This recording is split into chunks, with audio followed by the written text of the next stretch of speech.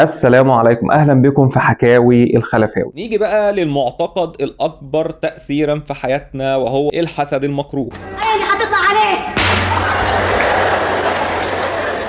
الحقد والحسد مزروع شيطاني ببلدنا. ده مع نزول إبليس الأرض جاب الحسد معاه ونشره مع نسله ونسل سيدنا آدم، بداية من أول حالة قتل في التاريخ المعروف لينا لما قابيل قتل هابيل لحد جارتكم أم عين وحشة اللي بتراقبك في الطلعة وفي النزلة. الحقيقة إن الحسد عامل زي موتور العربية، الوقود اللي بيحركه هو الحقد والغيرة وعدم الرضا في العموم. لما نيجي نشوف تعريف الحسد في اللغة العربية هو كره النعمة عند الغير وتمني زوالها. الحسد ممكن يوصل لمرض مزمن زي السكر والضغط، وكل الأديان السماوية بتبغض الحسد والحسود. إخوات سيدنا يوسف كان المحرك ليهم في كره سيدنا يوسف الحقد والحسد والكيد منه. الحسد تم ذكره في القرآن بمواضع كتير، وفي الإنجيل تم ذكره إن الحسد لا يمكن أن يكون موجود معاه محبة. والحقيقة لو جينا نتناول الحسد بشكل علمي، في أبحاث اتعملت على أسباب الحسد، وهل هو جينات مثلا ولا عادات ولا طبع موروث، واللي اتضح إن الإنسان بيتولد بدون أي مشاعر حقد أو حسد، وإنما هي بتكتسب للأسف نتيجة التربية الغير سليمة من تفرقة وتوزيع غير عادل للاهتمام، المقارنة الظالمة في البيت والمدرسة والجامعة والشغل والمجتمع عموما، ومقارنات عمالة تحصل على الفاضي وعلى المليان دون النظر لأي اعتبارات أو أسس بتقام عليها المقارنة. الظلم والاحتياج وعدم الرضا بتولد كل المشاعر الحزينة السيئة اللي بتدينا في الآخر فرط حقود حسود ناقم على كل ما هو عند غيره مش عنده. افتكر من فتره الاعلام الرياضي المعروف ابراهيم فايق كان جاله تعليق بيقول له انت مشهور ومعاك فلوس وشكلك حلو وعامل فورمه وعضلات، وفضل يعد عليه النعم اللي عنده واحده ورا الثانيه لحد ما الراجل اتصدم. الحقيقه الفكره ان ابراهيم فايق ما خدش حاجه كانت مفروض تروح للراجل اللي بيحسده او خد حاجه من ايده. الراجل اجتهد واشتغل وتعب على نفسه وطلع بالنتيجه ديت، ورغم كده اللي وصل لنا الظاهر بس منه، احنا ما نعرفش خبايا الامور ايه. وفي قاعده ربانيه ثابته ملهاش تغيير، وهي ان لكل مجتهد نصيب ايا كانت كينونته، طالما اجتهدت هتاخد على قد اجتهادك وممكن اكتر. ربنا عادل جدا، ما عندوش كلمه الظلم في دستوره، لان طبعا ما حدش بياخد كل حاجه. حتى لو انت ظاهر قدامك ان الاعلامي دوت او الممثل او لعيب الكوره او اليوتيوبر او العالم او الداعيه واخد كل حاجه، كل واحد عنده مشاكله اللي مش شرط تبقى ظاهره قدامك. افتكر واحنا صغيرين في الدروس خصوصا في الثانويه عامه كان لازم في وقت في الحصه كده بنقعد نحسب المدرس هياخد كام في الحصه ديت، ونقعد نحسبه في اليوم ونقعد نحسبه في الشهر، وحقيقي كان بيطلع مبلغ كبير، لكن محدش فينا بيشوف المدرس دوت بيصرف الفلوس ديت في ايه. كنت اعرف مدرس ربنا باسط ليه الرزق جدا، لكن ربنا رزقه باطفال ذوي احتياجات خاصه. قيس على كده بقى حاجات كتير، اللي معاه فلوس ومعهوش حبيب، اللي ربنا ما رزقهوش باولاد، اللي عنده مرض مزمن، اللي غايب عنه راحه البال. معظم اللي بيجي لهم مرض الاكتئاب بيبقوا اذكياء جدا ومعاهم فلوس، والاكتئاب ده مرض خطير ممكن يؤدي للانتحار. يا جماعة الخير الرضا، ارضى باللي في ايدك واسعى واجتهد واصبر واتمنى اللي انت شايفه مع غيرك ربنا يبارك له فيه ويرزقك زيه واكتر منه كمان. اطلبوا من ربنا كل حاجة تتخيلوها واكبر من تخيلاتكم، ربنا قادر على كل شيء. والصبر يا جماعة، ربنا عز وجل لما اتكلم عن الصابرين قال انما يوفى الصابرون اجرهم بغير حساب، مكانة كبيرة جدا. عشان كده يا جماعة لازم نعرف الفرق بين الحسد المحمود والمذموم، وزي ما وضحت لازم ناخد بالاسباب يا جماعة، وان الحسد والعين لا يغيروا القدر. في حديث نبوي ان العين حق، ولو كان شيء سابق القدر لسبقته العين، ففي كل الاحوال لن يصيبك الا قدر.